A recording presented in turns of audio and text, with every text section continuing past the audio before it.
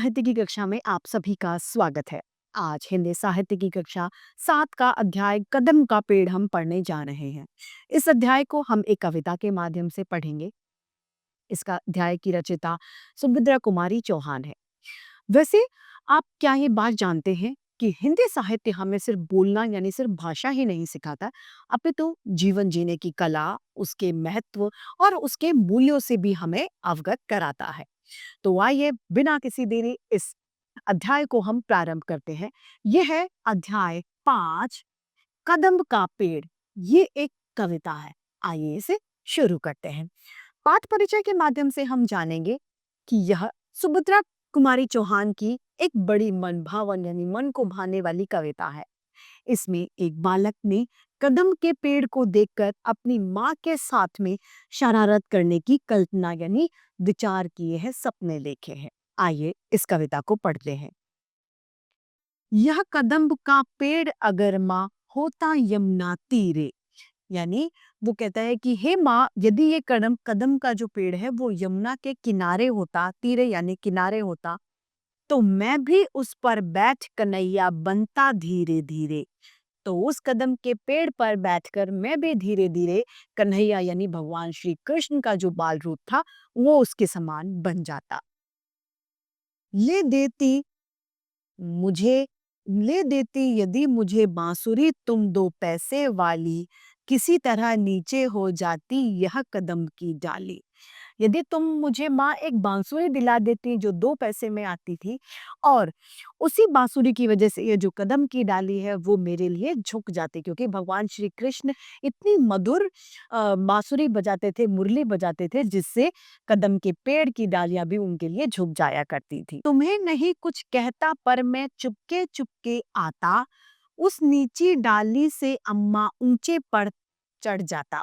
मैं तुम्हें कुछ भी नहीं बताता, लेकिन मैं तुमसे छुपके, बड़े चुपके चुपके उस कदम के पेड़ के पास आता, और जो डाली नीचे झुकी हुई होती उसके माध्यम से चढ़कर पेड़ के ऊंचे वाले हिस्से पर मैं चढ़ जाता।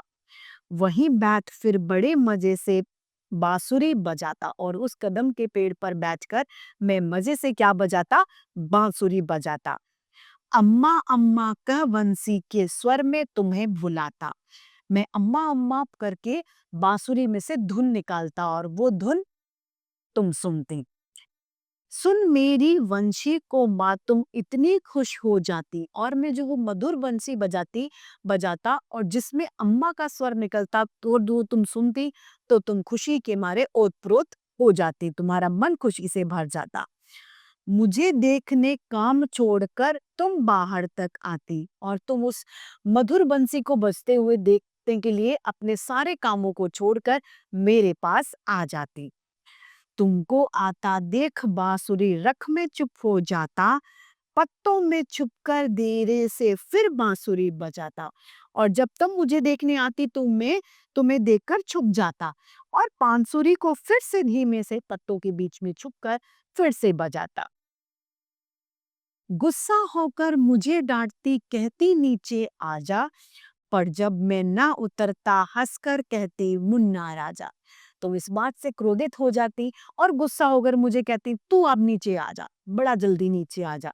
लेकिन जब मैं नहीं उतरता हूँ, तो तुम मुझे क्या कहती हो? राजा बेटा कहकर मुझे दुलारती हो, ताकि मैं तुम्हारी चिकनी चुपड़ी बातों में आकर नीचे आ जाऊं।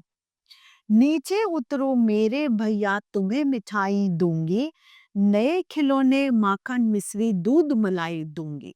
यानी नीचे उतरने के लिए माँ अब तुम मुझे तरह तरह के लालच दोगे। उन लालचों में पहली क्या?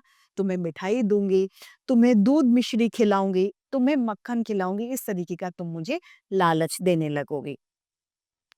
मैं हंसकर ऊपर की टहनी पर चढ़ जाता, और जब तुम ये सब कहती तो मैं और ज्यादा हंसता और ऊपर की टहनी यानी ऊपर की डाली पे और ज्यादा मैं चढ़ जाता। एक बार माँ कह पत्तों में वही कहीं छुप जाता। एक बार मैं तुम्हें माँ कहकर पुकारता, और फिर से उन डालियों की उस कदम के वृक्ष के पत्तों में मैं छुप जाता। बहुत बुलाने पर भी माँ जब मैं ना उतर कर आता, तब माँ माँ का हृदय तुम्हारा विकल हो जाता। जब तुम मुझे बार-बार बुलाती, बहुत बुलाती और फिर भी मैं नहीं आता तो तुम्हारा हृदय जो है, जो माँ का दिल है, जो माँ का मंदिर है दिल, वो कमज़ोर हो जाता, वो पिघल जाता, वो विस्मृत हो उठता। तुम अंचल पसार कर अम्मा वहीं पेड़ के नीचे ईश्वर से कुछ विनती करती बैठी आंखें मीचे। फिर तुम क्या करती माँ के आंचल पसार कर भगवान ईश्वर से कुछ विनती करने लग जाती कि हे भगवान मेरा बच्चा नीचे आ जाए, और आंख मीच कर तुम बैठती ईश्वर से, तुम्हें ध्यान में लगी देख मैं धीरे धीरे आता, और तुम्हें ध्यान में लगा हुआ देखकर मैं धीरे से नीचे आ जाता, क्योंकि मुझे अब ये पता था कि तुम ध्यान में मग्न हो, तुम मेरे तरफ ध्यान नहीं दे रही, और तुम्हारे फैले आंचल के नीचे छुप जाता, और जो तुमने आंचल फैलाकर भगवान से जो तुम प्रार्थना कर रही थी उसके नीचे आकर मैं चुपचाप छुप जाता। तुम घबरा कर आंख खोलते फिर खुश हो जाती। तुम एकदम डर के आंख खोलती और फिर तुम जब मुझे देखती तो तुम्हारा मन प्रसन्नता से भर जाता, खुशियों से भर जाता। जब अपने मुन्ना राजा को गोदी में ही पाती, तुम अपने बेटे को जब गोदी में ही पाती तो तुम खुशियों से भर जाती। इसी तरह कुछ खेला करते हम तुम धीरे धीरे, माँ कदम का पेड़ अगर होता यमुना के तीरे। हम इसी तरह माँ, आप और मैं दोनों खेलते, लेकिन कब खेलते? जब ये कदम का पेड़ यमुना के तीरे यानी यमुना के किनारे मौजूद होता। इस कविता की रचयिता हैं हमारी सुभद्रा कुमारी चौहान। आइए इस कविता को एक बार फिर से दोहरा लेते हैं। यह कदम का पेड़ अगर माँ होता यमुना तीरे, मैं भी उस पर बैठ कन्हैया बनता धीरे धीरे। ले लेती यदि मुझे तुम बांसुरी 2 पैसे वाली, किसी तरह नीचे हो जाती यह कदम की डाली। तुम्हें नहीं कुछ कहना पर मैं चुपके चुपके आता, उस नीची डाली से अम्मा ऊंचे पर चढ़ जाता।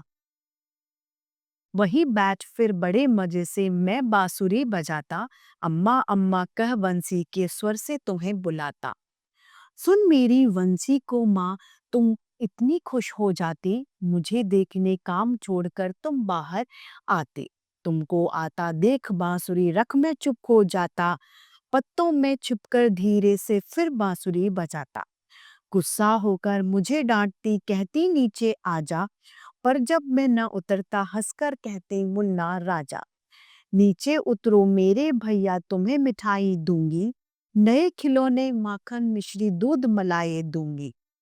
मैं हंसकर मैं हंसकर सबसे ऊपर की टहनी पर चढ़ जाता, एक बार माँ कहकर पत्तों में कहीं छिप जाता। बहुत बुलावे पर भी माँ जब मैं उतर कर ना आता, तब माँ का हृदय तुम्हारा बहुत विकल हो जाता। तुम आंचल पसार कर अम्मा वहीं पेड़ के नीचे ईश्वर से कुछ विनती करती बैठे आंख को मीचे। तुम्हें ध्यान में लगा देख मैं धीरे धीरे आता, और तुम्हारे फैले आंचल के नीचे छुप जाता। तुम घबरा कर आंखें खोलती फिर खुश हो जाती, जब अपने मुन्ना राजा को गोदी में ही पाती। इस तरह इसी तरह कुछ खेला करते हम तुम धीरे धीरे, माँ कदम का पेड़ अगर होता यमुना के तीरे। तो इसी के साथ हमारे हिंदी साहित्य की कक्षा आज ही समाप्त होती है। फिर से हिंदी साहित्य में ऐसे रोचक अध्याय लेके आपके समक्ष प्रस्तुत होते रहेंगे। आज के लिए इतना ही। धन्यवाद।